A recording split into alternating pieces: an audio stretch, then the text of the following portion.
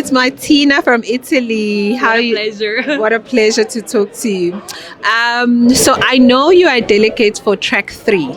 Say it to our viewers again. What's track 3?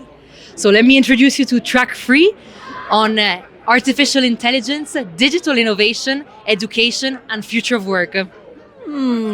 It's a lot of words there. Okay, so what's your favorite one there? Yeah, we have a lot going on in our track. It's a lot on our plate.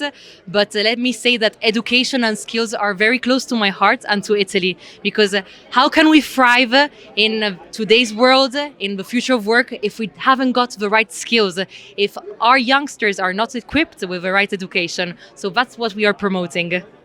And you know what's interesting, Martina, is that is so important for us here in South Africa as well, because we're a very young nation. So we have a lot of young people, and the future looks very different from the present. So what do you think young people should be focusing on? So when it comes to future skills, future education, or the future of education, what do you think young people should be focusing on? First of all, let me say that the challenges that South Africa faces are also faced by Italy. So it's great entering in the room of negotiations and seeing that we have so many interests aligned. So what young people are facing in your country, they are also facing in Italy. And what I would advocate for was to start from a young age to have an academic curriculum that is adapted to the future of work. So I'm talking about hard skills and soft skills. Let me give you a few examples. Critical thinking, creativity, cybersecurity, virtual and augmented reality. Young people should be able to thrive in such a world with these skills and not stop only at the elementary school. Continue learning through lifelong learning from middle school to high school, and why not also university? And what about those young people that maybe do not access university? Yeah. Well, we're also thinking about that in our track through micro-credential and vocational training, so that everyone from a young age has really the adequate skills to thrive. I love that. So what you're basically saying is that if someone cannot afford or is unable to pursue their education and go all the way to tertiary level, people should consider doing these micro credentials. Exactly. Just to give you a taste of what they are very short courses, specialized, that give you the adequate skills, especially in today's world of work that changes continuously. By accessing these very short diplomas, you are able to get a certified diploma that is then recognized by the employer, and you have the right skills to then access the job market. And it is accessible to everyone, because we're not talking about university. We're really talking about short, certified and specialized courses. And have you seen this work anywhere? It's quite common all around the world. There are several providers globally. What we're now trying to do is make sure that they are qualified, they offer high quality micro-credentials, because indeed we want to favor quality over quantity. And in terms of costs, I'm assuming because they are micro qualifications, they're probably a little bit more affordable.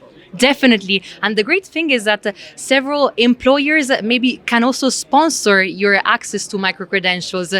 If they want a workforce that is sufficiently skilled, usually they're gonna sponsor the micro-credential and the diploma for you. So there are definitely various solutions to it. I love that. So if we think about corporates in South Africa, they could almost come up with, courses that they want their future employees to have, sponsor that, and then that would help both the young people, but also the corporates. The corporates to get their employees, the qualified employees, on time and in large quantities. All right. You mentioned that our challenges are similar. Okay, some people might say, no ways, Africa is similar to Italy. Okay, mention some of the challenges that you think are quite similar. But guess what? Yes, we face the same challenges. Youth unemployment. It is skyrocketing in both countries, unfortunately. NEET, neither in education nor in employment. We have a very high percentage, and we really need to work on it so that young people are either in education or in employment. women's access and women's rights. In our country, unfortunately, women still don't have the same salary. There is a large salary gap, which is quite common also in other countries. And last but not least, brain drain. Lots of talented young people that go abroad and then do not come back to their own country. This is something quite common in Italy and in South Africa as well. I just wanted to find out, okay, so you mentioned women and you mentioned some equality, all over the world. Okay, so for Y20 delegation, were there a lot of women or was it mainly men? I am very proud to announce that this year's Italian delegation is mainly formed by women. 5 out of 6 delegates are women. So we're really trying to foster women's rights. Hi, Martina, you are one of us. Right? No. Family, eh? Yeah, it seems like we're in good company. We're all family here. And look at us, we move a lot. We have the same vibes. Lovely chatting to you, Martina. Thank we're you gonna so let much. you go, but we'll see you maybe tomorrow. Definitely. Yeah, Thank you so you. much for the chat.